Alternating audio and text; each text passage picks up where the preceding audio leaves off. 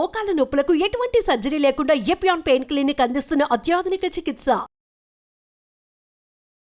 నమస్కారం అండి. నేను డాక్టర్ మోవా శ్రీనివాస్ అండి. నేను కార్డియాలజిస్ట్ని. మోవా శ్రీనివాస్ యూట్యూబ్ ఛానల్కి మీ అందరికీ స్వాగతం. రక్తపోటు అని తెలుగులో అంటారు, ఇంగ్లీష్లో బ్లడ్ ప్రెషర్ అంటారు. రక్తపోటు, బ్లడ్ ప్రెషర్, బీపీ అని దాని షార్ట్ ఫామ్. సో ఈ బీపీలో చాలా మందికి బీపీ ఎక్కువ ఉండడం వల్ల మీరు సఫర్ అవుతుంటారు. బీపీ అంటే నార్మల్, అందరికీ బీపీ ఉంటుంది.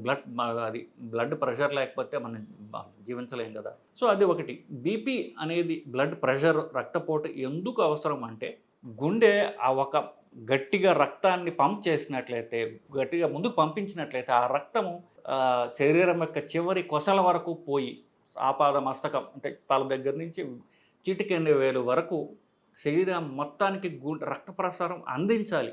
రక్త ప్రసారం పోకపోతే కణాలు బతకలేవు, చనిపోతాయి. వాటికి ఆక్సిజన్ పోవాలి, వాటిలో తయారైనటువంటి కల్మషాలైనటువంటిని తీసివేయాలి. సో ఈ రక్త ప్రసారం జరగాలి అంటే గుండె అవసరం, గుండె జనరేట్ చేసే రక్తపోటు అవసరం. అది రక్తనాళాల్లో, గుండె ఎప్పుడైతే పంప్ చేస్తుందో, రక్తనాళాల్లో ఎప్పుడైతే రక్తం ప్రవహిస్తుందో ఆ రక్త ప్రవాహం వల్ల రక్తనాళాల్లో ప్రెషర్ పెరుగుతుంది. దాన్ని బ్లడ్ ప్రెషర్, బ్లడ్ వల్ల పెరిగినటువంటి ప్రెషర్. ఇది బ్లడ్ ప్రెషర్ లేకపోతే బతకలేం కదా. అందరికీ రక్తపోటు అవసరం. అంటే ఏమిటి? నార్మల్ బ్లడ్ ప్రెషర్ ఉంటుంది, అధికంగా ఉన్న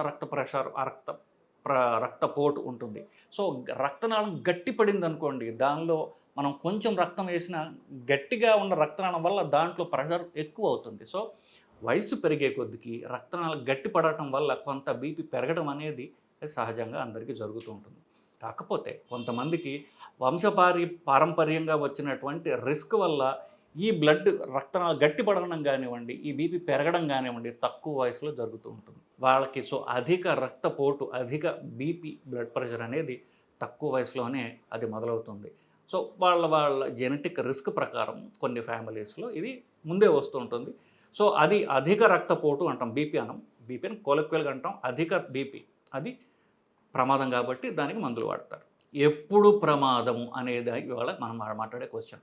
బీపీ ఉండడం కాదు, బీపీ ఎమర్జెన్సీ ఎప్పుడు అవుతుంది, మీరు డాక్టర్ దగ్గరికి పరిగెత్తుకుంటూ ఎప్పుడు వెళ్ళాలి, మీరు డాక్టర్కి ఫోన్ ఎప్పుడు చేయొచ్చు, లేదా పరిగెత్తాల్సిన అవసరం, ఐసీయూకి అర్ధరాత్రిలో మీరు ఎమర్జెన్సీకి పరిగెత్తాల్సిన అవసరం ఎప్పుడు వస్తుంది, బీపీ ఎమర్జెన్సీ అంటే ఏమిటి అన్నటువంటి అంశాన్ని మనం చూద్దాం.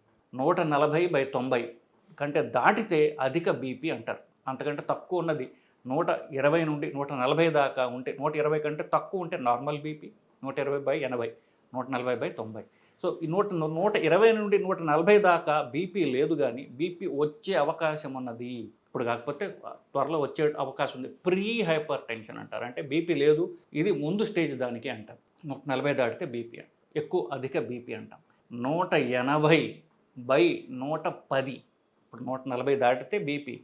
180 దాటింది అనుకోండి, అప్పుడు మీరు త్వరగా హాస్పిటల్కి, ఏ టైం అయితే ఆ టైంలో, అర్ధరాత్రి అయినా సరే మీరు హాస్పిటల్కి వెళ్ళాల్సినటువంటి అవసరం ఉంటుంది. దాన్ని ఎమర్జెన్సీ, బీపీ ఎమర్జెన్సీ అంటే బీపీ మీరు పరీక్ష చేసుకున్నప్పుడు 180/110 కంటే ఎక్కువ ఉన్నట్లయితే అది ఎమర్జెన్సీ. ఎందువల్ల 180/110 దాటినట్లయితే అధిక ప్రెషర్లో బీపీ రక్తనాళాలను డ్యామేజ్ చేయడం కానీ, శరీర అవయవాలు డ్యామేజ్ అయ్యేటటువంటి అవకాశం ఎక్కువగా ఉంటుంది. సో అధిక బీపీ వల్ల మెదడులో ఉంటే గనక పక్షవాతాలు వస్తాయి, మెదడులో రక్తనాళాలు చిట్లి రక్తస్రావం అవుతుంది. అది తీవ్రమైనటువంటి ప్రాణాపాయం. సో మెదడులో రక్తస్రావం అయితే క్షణాల్లో మనిషి స్పృహ కోల్పోతాడు, ప్రాణమే కోల్పోవచ్చు. ఒక్కొక్కసారి గుండె మీదకి వస్తే గుండె సడన్గా ఫెయిల్ అవ్వచ్చు. గుండె సడన్గా ఫెయిల్ అయ్యి ఊపిరితిత్తుల్లో నీరు బట్టి ఆయాసంలాగా రావచ్చు. ఇలాగా వీళ్ళు అధిక బీపీ తెలుసుకోకుండా, అంటే 180 కాదు కూడా 160, 170 ఎక్కువ కాలం ఉన్నట్లయితే కిడ్నీ డ్యామేజ్ కావచ్చు. అట్లాగే రక్తనాళం నుంచి, గుండె నుంచి పోయే రక్తనాళాల చిట్లి అది తీవ్ర పరిణామాలకి దారి చేయవచ్చు. ఇవన్నీ కూడా ఈ 180 దాటిన తర్వాత వచ్చే అవకాశం ఎక్కువ. నేను చెప్పినటువంటి అవయవాలు, అంటే స్పృహ కోల్పోతున్నా, లేదా ఊపిరితిత్తులు నీరు ఉండటం వల్ల ఆయాసం వచ్చిన, ఛాతీలో నొప్పి వచ్చిన, ఇట్లాంటివి ఏమన్నా ఉన్నట్లయితే అది ఎమర్జెన్సీ. సో మొదట 180/10 అంటే ఎక్కువ ఉండాలి. దానికి సంబంధించిన అవయవాలు దెబ్బతిన్నాయి అనడానికి మనకి ఏమన్నా సంకేతాలు ఉన్నట్లయితే అది తప్పనిసరిగా ఎమర్జెన్సీ.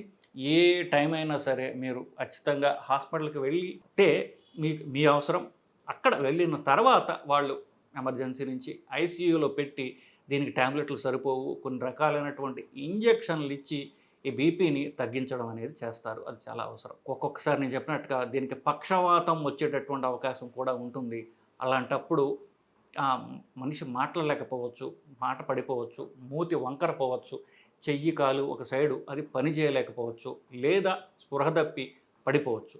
అట్లాంటప్పుడు వాళ్ళకి తెలియదు కాబట్టి పక్కన వాళ్ళని త్వరగా, ఎస్పెషల్లీ ఇది ఎర్లీ మార్నింగ్ స్ట్రోక్స్ అంటారు. అంటే పొద్దున్న నిద్ర లేచేసరికే వాళ్ళకి నిద్రలో వచ్చి ఉంటుంది పాపం. వాళ్ళు పొద్దున్న నిద్ర లేవరు.